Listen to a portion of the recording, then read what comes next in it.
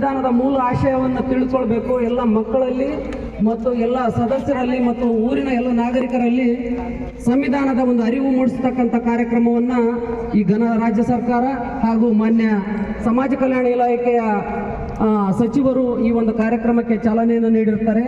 ಈ ಬಳ್ಳಾರಿ ಜಿಲ್ಲೆಯ ಜಿಲ್ಲಾಡಳಿತದ ವತಿಯಿಂದ ಮಾನ್ಯ ಈ ಒಂದು ಬಳ್ಳಾರಿ ಜಿಲ್ಲೆಯ ಸಚಿವರು ಕೂಡ ಇದಕ್ಕೆ ಚಾಲನೆಯನ್ನು ನೀಡಿರುತ್ತಾರೆ. ಇದು ಈ ಗ್ರಾಮೀಣ ಭಾಗದಲ್ಲಿ 2ನೇ ದಿನ ಜಾಥಾ ಸಾಗುತ್ತಾ ಇದ್ದಂಥ ಕಾರ್ಯಕ್ರಮ ಆಗಿರುತ್ತದೆ. ಈ ಒಂದು ಕಾರ್ಯಕ್ರಮದ ಅದ್ದೂರಿ ಒಂದು ಸ್ವಾಗತದ ಎಲ್ಲ ಒಂದು ಕಾರ್ಯಕ್ರಮದ ಬಂಧುಗಳಿಗೆ ನನ್ನ ಪರವಾಗಿ ಇಲಾಖೆ ಪರವಾಗಿ ಹೃತ್ಪೂರ್ವಕವಾದಂಥ ಅಭಿನಂದನೆಯನ್ನು ಸಲ್ಲಿಸುತ್ತಾ, ಈ ಒಂದು ಗ್ರಾಮ ಪಂಚಾಯಿತಿಯ ಅಭಿವೃದ್ಧಿ ಅಧಿಕಾರಿಗಳು ಮತ್ತು ನಮ್ಮ ಸಮಾಜ ಕಲ್ಯಾಣ ಇಲಾಖೆಯ ಸಹಾಯಕ ನಿರ್ದೇಶಕರಾದ ಮೇಡಮ್ ಅವರು ಮುಂದೆ ಬಂದು ಈ ಒಂದು ಸಂವಿಧಾನದ ಜಾಗೃತಿ ಜಾಥಾದ ಪ್ರಸ್ತಾವನೆಯನ್ನ ಓದಬೇಕಂತ ಕೇಳ್ಕೊಳ್ತೀನಿ.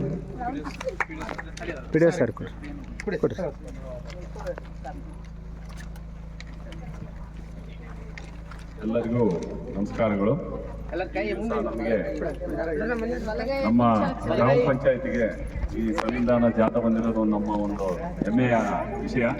ಅದೇ ರೀತಿಯಾಗಿ ಈ ಸಂವಿಧಾನದ ಒಂದು ಪೀಠಿಗೆ ನಾನು ತಮ್ಮ ಮುಂದೆ ಮಂಡಿಸ್ತೀನಿ. ಅದೇ ರೀತಿಯಾಗಿ ಬಲಗೈಯನ್ನು ಮುಂದೆ ಚಾಚಿ ಆ ಪೀಠಿಗೆ ನಾನು ಏನು ಹೇಳ್ತೀನಲ್ಲ ಅದನ್ನ ತಾವು ಮತ್ತೆ ಪುನರುಚ್ಚಾರ ಮಾಡ್ಬೇಕಂತ ಕೇಳ್ತೇನೆ.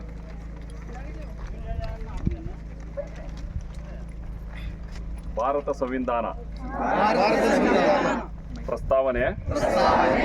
ಭಾರತದ ಜನಗಳಾದ ನಾವು ಭಾರತವನ್ನು ಒಂದು ಸಾರ್ವಭೌಮ ಸಮಾಜವಾದಿ ಸರ್ವಧರ್ಮ ಸಮಭಾವದ ಪ್ರಜಾಸತ್ತಾತ್ಮಕ ಗಣರಾಜ್ಯವಾಗಿ ರಚಿಸಲು ಮತ್ತು ಅದರ ಸಮಸ್ತ ನಾಗರಿಕರಿಗೆ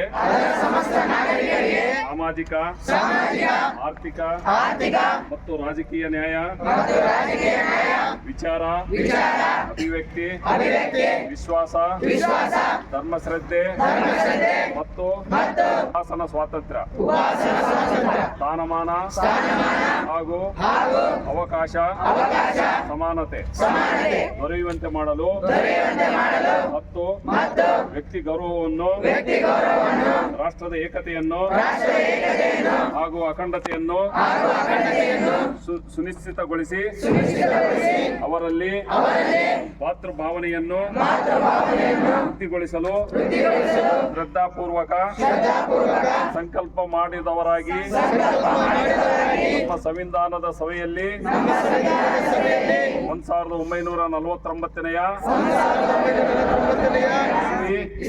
ನವೆಂಬರ್ ತಿಂಗಳ 26ನೇ ತಾರೀಖಾದ ಈ ದಿವಸ ಈ ಮೂಲಕ ಈ ಸಂವಿಧಾನವನ್ನು ಅಂಗೀಕರಿಸಿ ಅಧಿನಿಯಮಿಸಿ ಅರ್ಪಿಸಿಕೊಂಡಿದ್ದೇನೆ.